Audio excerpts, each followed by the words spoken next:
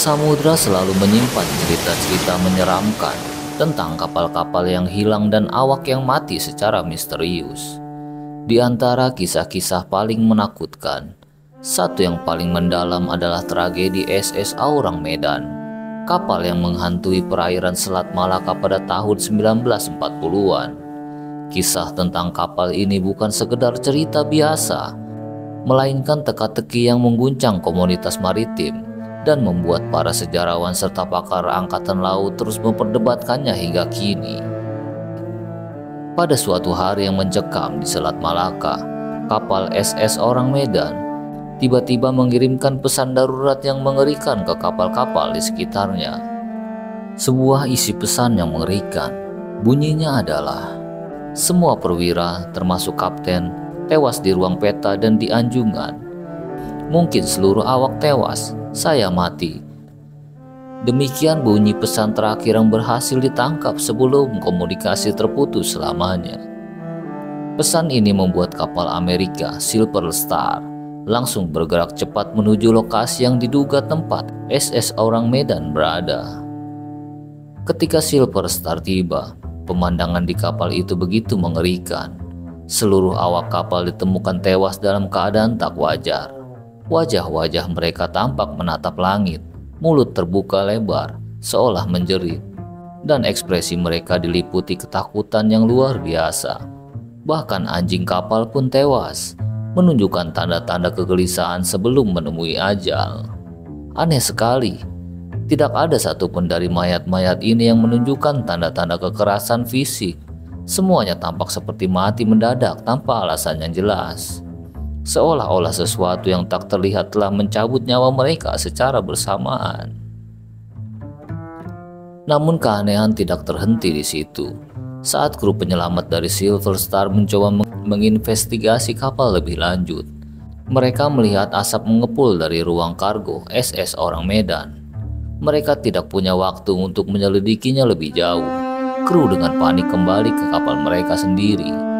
Hanya beberapa saat setelah mereka berhasil menjauh, kapal SS Aurang Medan meledak dahsyat dan tenggelam ke dasar laut, meninggalkan misteri yang semakin mendalam.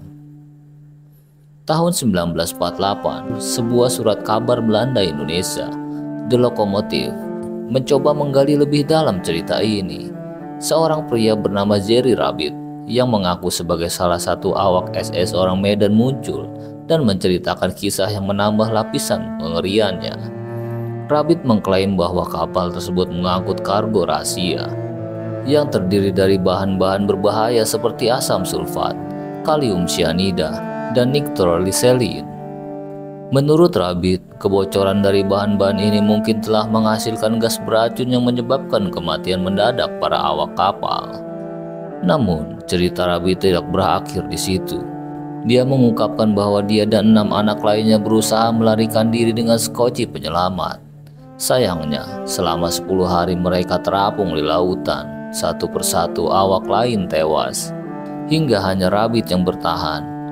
Tragisnya, Rabbit juga meninggal tidak lama setelah menceritakan kisahnya di majalah tersebut. Kisahnya hanya tercatat dalam sebuah surat kabar tanpa bukti fisik lebih lanjut. Keberadaan SS Aurang Medan telah menjadi misteri yang sulit dijelaskan.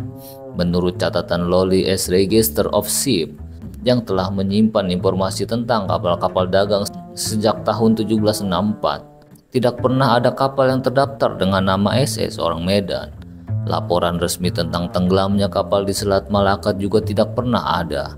Tidak ada bangkai kapal yang pernah ditemukan di dasar laut Selat Malaka. Seolah-olah SS Aurang Medan dan seluruh awaknya menghilang tanpa jejak, meninggalkan kita dengan teka-teki yang mungkin tidak akan pernah terpecahkan. Teori tentang insiden ini bermunculan dari berbagai sudut. Beberapa orang percaya bahwa kapal tersebut benar-benar terlihat dalam operasi penyelundupan rahasia setelah Perang Dunia II yang melibatkan pengangkutan bahan kimia berbahaya, pengangkutan bahan-bahan seperti kalium cyanida dan nitroglycerin memang sering dilakukan secara diam-diam karena sangat beresiko.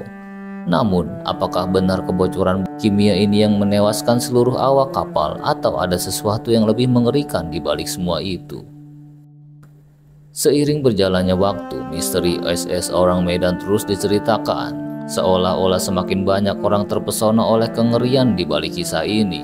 Michael S., seorang penulis sejarah dari kisah nyata, pernah berpendapat bahwa cerita tentang SS Orang Medan mungkin hanyalah mitos. Tidak ada satupun orang yang mengaku pernah melihat kapal itu atau pernah bertugas di sana, kata S. Namun terlepas dari kurangnya bukti fisik, cerita ini telah menjadi bagian dari legenda laut yang menghantui para pelaut dan pencari petualangan. Kisah SS Orang Medan mengingatkan kita pada betapa sedikitnya yang kita ketahui tentang laut yang luas dan penuh misteri. Meskipun kapal ini mungkin tidak pernah ada dalam catatan resmi, ketakutan yang ditimbulkannya tetap nyata bagi mereka yang mendengarkannya.